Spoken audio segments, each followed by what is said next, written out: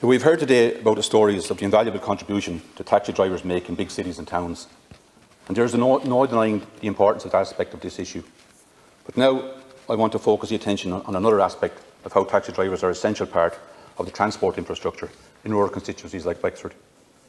Rural areas do not have the luxury of relying on any public transport to get around our county.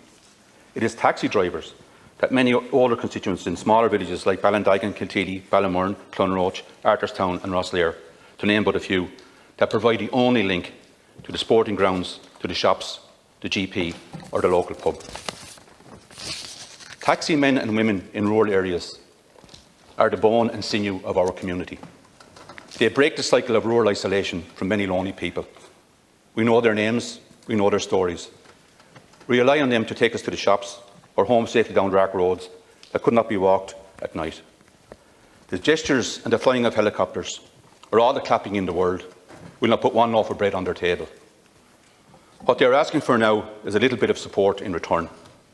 And now is the time to help them in their hour of need. This motion calls for a financial assistance package to help ordinary hard-working taxi drivers get back to work and allow them to continue to provide the essential link in the mobility chain for their communities. It asks for respectful engagement, to sit down with their drivers and representatives and take on board their constructive proposals.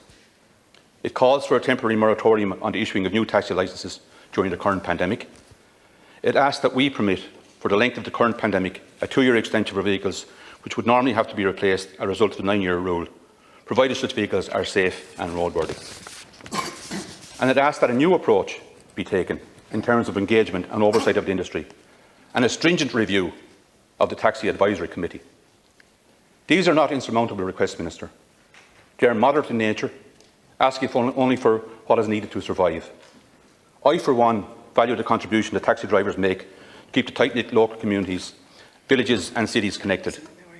And I believe we should act now to give them the support they deserve. It is my belief that every deputy, and particularly from my own area of Wexford, should have no problem in supporting this motion. Good morning.